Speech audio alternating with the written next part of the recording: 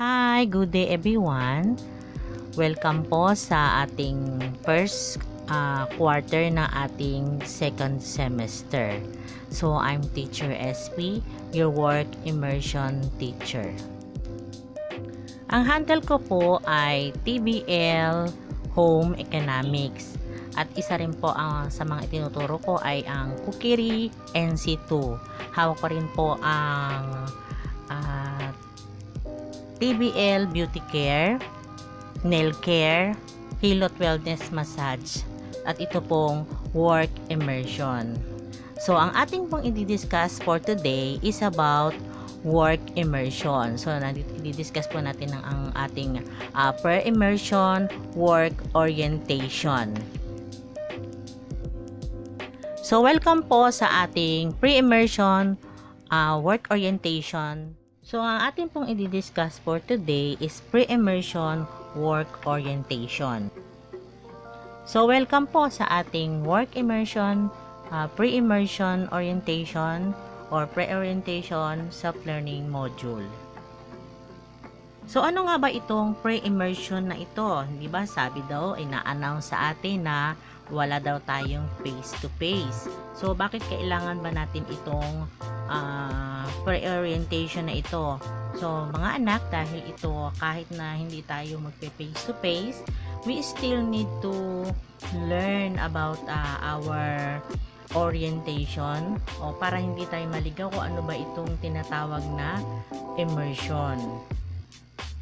So, para sa inyong mga learner, this module was designed to provide you with fun and meaningful opportunities for guided and independent learning at your own pace and time.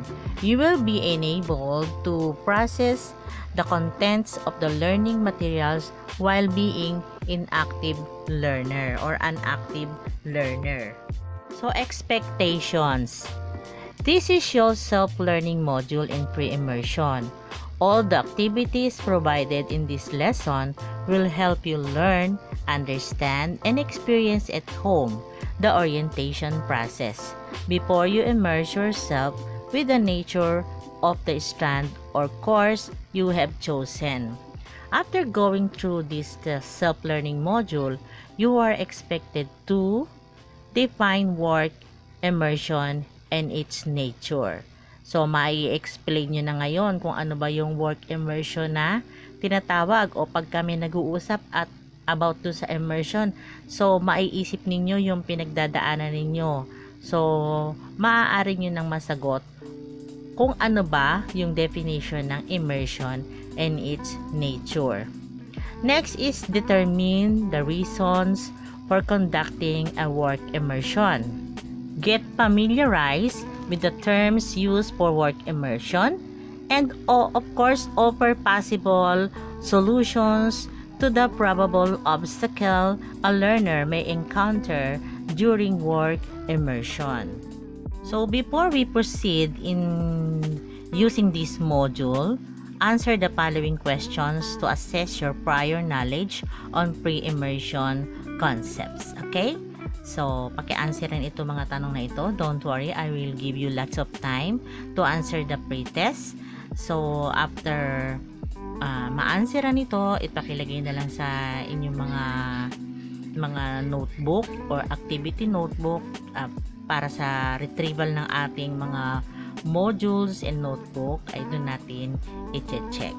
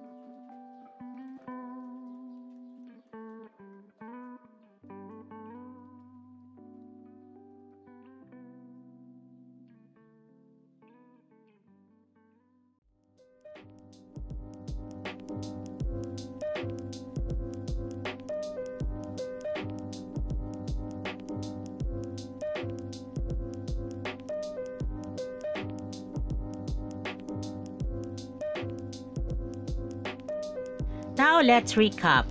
Because you are now in grade 12 and therefore you are expected to be equipped with all the skills you gain from your different subjects. Let's recall the 3 classifications of subjects in senior high school. Of course, they are the core subjects, the applied subjects, and the specialized subjects. And work immersion is one of the 9 specialized subjects, and it is also allotted 80 hours just like the other subjects. Are you now excited for your work immersion? So napipil ko kayo na kahit nandito lang tayo sa tinatawag na home-based work immersion, alam ko na gusto nyo pa rin pagdaanan ang tinatawag na ano ba itong work immersion na ito, paano ba ito. So today, we are going to read and learn the content of some sections of DepEd Order number 30, series of 2017, DepEd Order number 39, series of 2018, and the latest guidelines for work immersion implementation during crisis situation, found in Memorandum CI 2020-00085 from the Office of the Undersecretary for Curriculum and Instructions. So what does work immersion mean?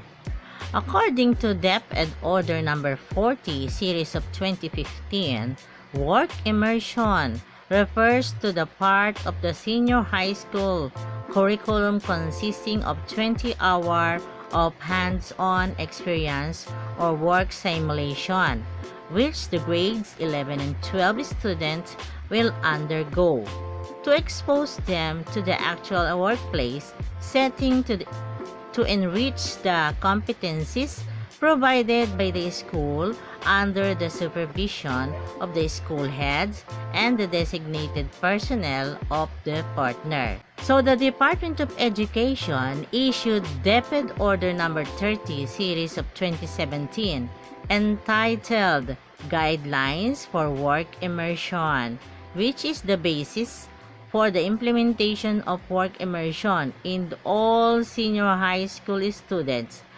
So let us get oriented with the selected sections of DepEd Order number 30, series of 2017, and this is it.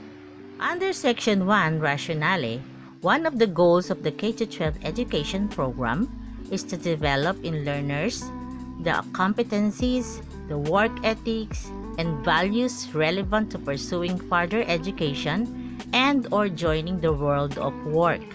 To achieve greater congruence with the basic education and the nation's development targets, work immersion, a required subject, has been integrated in the curriculum. This subject will provide learners with the following opportunities. Number 1 is to become familiar with the workplace. Number 2, for employment simulation. Number 3, to apply their competencies in areas of specialization, applied subject in authentic work environments. So, ang ganda naman pala ng mga objectives ng work immersion na ito. So, paano ba ito natin ma-achieve? To achieve those objectives, work immersion is therefore a requirement for graduation from secondary education. Learners are immersed on actual work environments such as workshops, offices, and laboratories in which their prior training is relevant. But this is given clarification on DepEd Order number 39 in Series 2018. True, the intention of work immersion is to provide senior high school learners with the opportunities to become familiar with the workplace, simulate employment, and to apply their competencies in areas of specialization, applied subjects in actual work environments. DepEd recognizes their options that make equally prepare learners for all curriculum exits. So for all tracks, a school may opt to devise a unique delivery model with a minimum of 80 and a maximum of 320 hours following the curriculum guide. All TBL learners shall have completed the required learning competencies of the particular specialization before work immersion. However, due to the ongoing COVID-19 pandemic, the learner's physical attendance in school is prohibited. Consequently, the implementation of work immersion given above is greatly affected. Hence, the Office of the Undersecretary set another guidelines stipulated in Memorandum DMCI-2020-0085, specifically for this school year 2020-2021, varying suggested activities for all tracks guided by the most essential competencies or MELCs are provided. The activities in all track can be performed in different schemes, which include in-school, home-based, community-based, and school-industry partnership. Whatever the scheme is used, all lessons and activities of work immersion or its equivalent shall be delivered using different modalities applicable to the specific track, strand, learners, and school. So, para nga kayo ma-orient sa ating work immersion, nagkaroon tayo ng ganitong online or virtual orientation on pre-immersion para kayo ma-orient kung ano ba yung gagawin ninyo kahit home base lang ang inyong work immersion.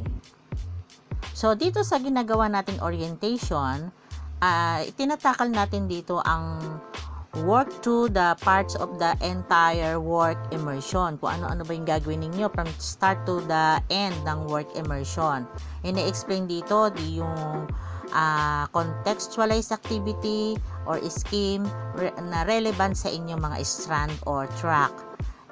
Dito, pag-uusapan din dito yung assessment, sino ba yung mag-i-score sa inyo since nawala tayong partner industry ngayong home base tayo. And other important matters or reminders regarding your work immersion. Magkakaroon din tayo online open forum where you and your parent can ask question directly to the teacher. O ngayon kahit na dahil tayo ay module, pwede kayong magtanong to GC o kaya do sa ating activity notebook. Kung ang parent ninyo ay may katanungan, pwede ninyong pakisulat doon ang mga katanungan ng inyong parent at sasagutin natin during the delivery of the module and your notebook. So, doon din sa sinulat ninyo, doon din natin sasagutin ang mga katanungan ng inyong parent. For now, let's continue with our module. For the guided activity, being a learner of work immersion, you must be familiarized with the different terms and their definition. Section 3 of DepEd Order Number 30, Series of 2017, which is the match definition. Below is the term inside the box provided below. So again, pakisagutan nyo po ito. Yan pong nasa box. Pakimatch po ang definition na yan. Okay? So, pakilagay na lang ang answer ninyo sa activity notebook natin.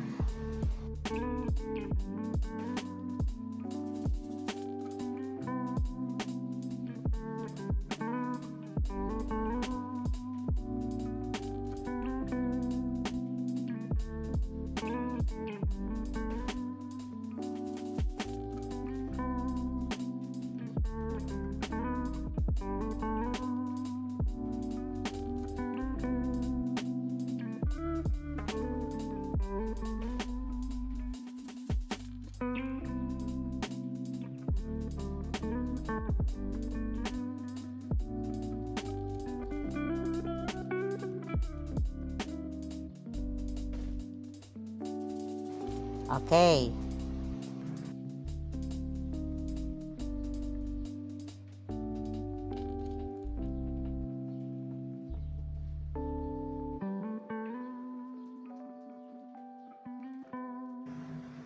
So remember that those terms and their definition, since we will use them in our work immersion, to see how you will respond to the following reflective questions. Answer the next activity. So, let's do the activity 1, the leverage. So, kung makikita ninyo, meron tayo dito na work immersion obstacle, yung arrow down, yung blue na yan, na arrow down, and then the arrow up, green one, is the actions to be taken. So, number 1, list down 3 to 5 potential obstacle you may encounter on work immersion. Number 2, what actions can you do to overcome the obstacle?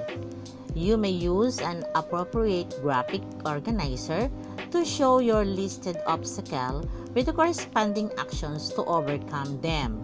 Number 3, if you would be given the chance to experience an actual work in a work immersion venue in your barangay suited for your track and stand, what could it be and why do you think you should be deployed there? So please briefly explain your answers in one paragraph. So I'll give you a minute to answer the questions.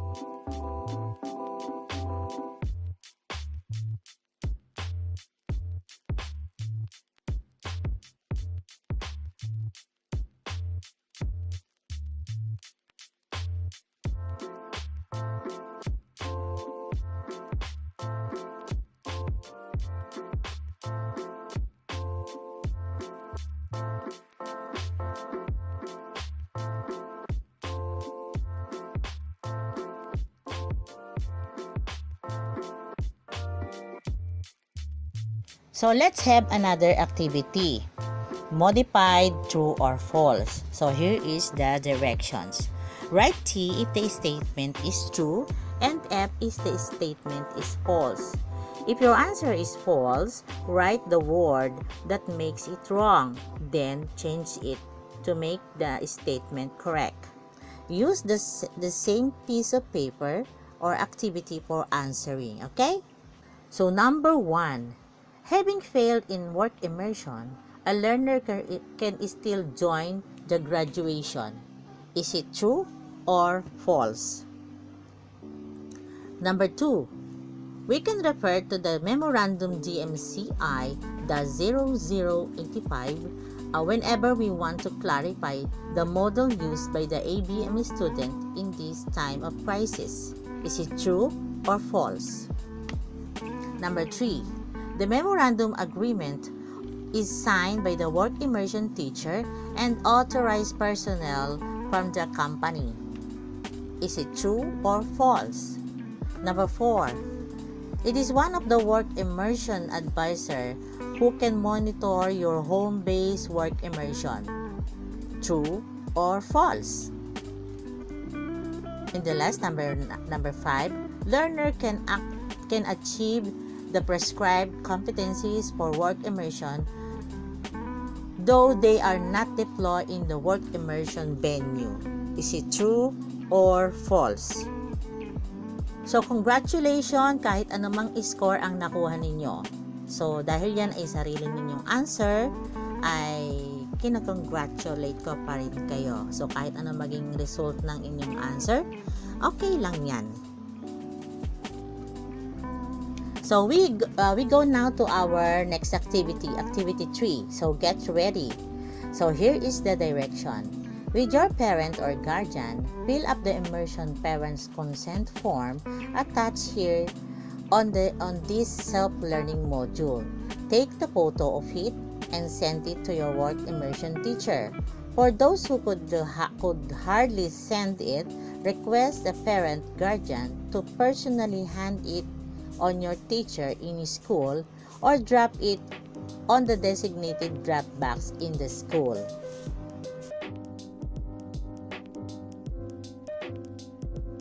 So, wrap up! Let us now wrap up.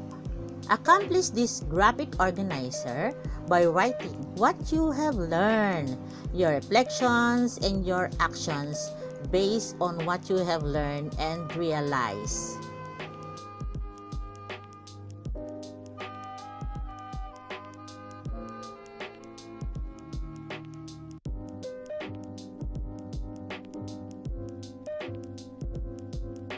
Valuing. Now, in this time of crisis, our regular physical attendance in our school, most especially our immersion, is affected. According to our deputy secretary and undersecretaries, schooling should not be stopped. So, they plan and implement different delivery modes of learning. So, I have a question for you. As a learner, what should you demonstrate to help yourself and our educators make the education successful during the time of crisis? Okay, you may write it down, put your answer on your activity notebook.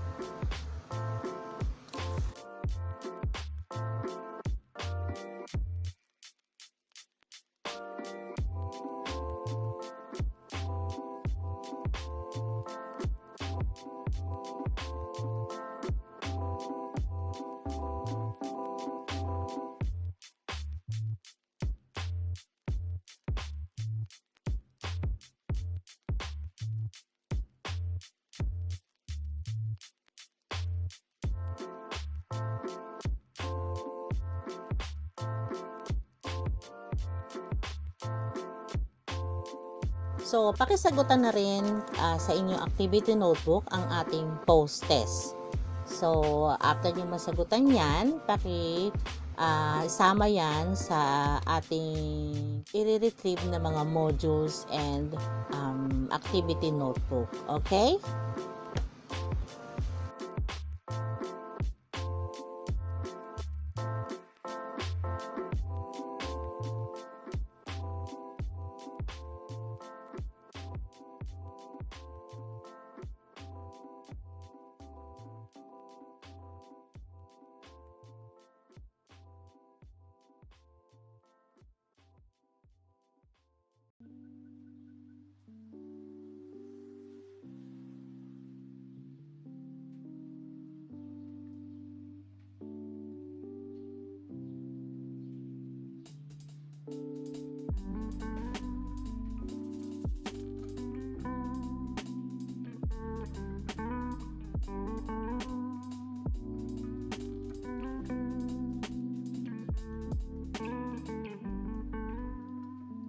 So again guys, welcome to our immersion subject. At expect nyo na weekly ay makapag virtual lesson tayo, virtual meeting para lahat ng announcement ay maririnig ninyo, malalaman ninyo, updated kayo. So dapat lagi kayong naka-monitor sa ating GC, okay? And please mga anak, don't forget to answer all modules and activities, performance tasks na ibibigay sa inyo ng lahat ng subject teachers ninyo. So tandaan ninyo na hindi dapat ma-stop ang ating learning at dapat laging tayo na mag-continue na mangarap, pagpatuloy tayo na mag-aral kahit nasa bahay lang tayo, at isa itong work immersion na gagawin nyo home base. Dapat ninyo tandaan na kailangan ninyo itong matapos dahil ito ay isa sa mga requirements for you to be able to graduate. So mga anak, tandaan ninyo ang lahat ng ibinibigay namin sa inyo ay para sa inyo. Lahat sana kayo ay makinig, sumunod, matuto kayo na magpursige hindi lamang sa inyong sarili, kung hindi para sa lalong-lalo na para sa inyong pamilya. So with that, ako ay nagpapasalamat sa inyong pakikinig sa ating work immersion, pre-immersion orientation. So with that, thank you guys. Thank you mga anak. That will be all for today. See you on our next module. Thank you!